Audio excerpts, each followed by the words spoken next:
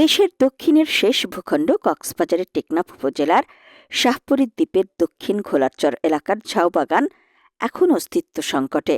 বঙ্গোপসাগরের উত্তাল ঢেউয়ের ধারাবাহিক তোড়ে প্রতিদিন উপড়ে যাচ্ছে শত শত ঝাউ গাছ। দ্রুত টেকসই বাঁধ বা জিওব্যাগ দিয়ে প্রতিরক্ষা ব্যবস্থা না নিলে বর্ষা মৌসুমের আগেই এই নয়নকাড়া এলাকাটি সাগরে হারিয়ে যাওয়ার আশঙ্কা করা হচ্ছে।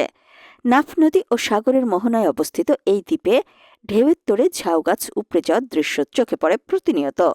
স্থানীয়দের মতে দক্ষিণ ঘোলারচরের ঝাউ বাগানটি কেবল সৌন্দর্যের প্রতীক নয়, এটি সামুদ্রিক জলোচ্ছ্বাস ও ঝড় থেকে দ্বীপকে রক্ষা করার প্রাকৃতিক দেয়াল হিসেবে কাজ করে। ইতোমধ্যে সাগরের ঢেউয়ের আঘাতে শত শত ঝাউ গাছ শিকড় সহ উপড়ে পড়েছে।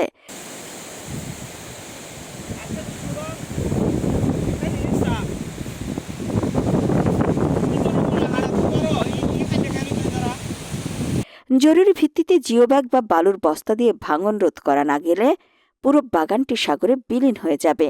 তাই সরকারি হস্তক্ষেপ এখন সময়ের দাবি।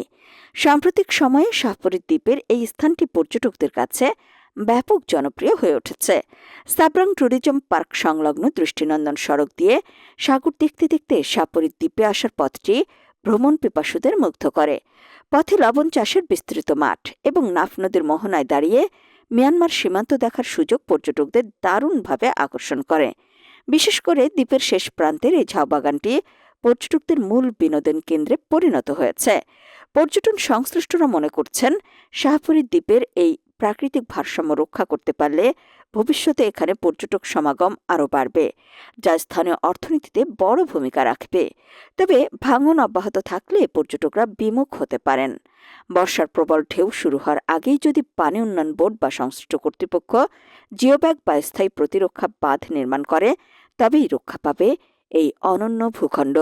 পরিবেশবিদ ও এলাকাবাসীর দাবি, দ্বীপের দক্ষিণ অংশ রক্ষায় যেন এখনই কার্যকর ব্যবস্থা গ্রহণ করা হয়।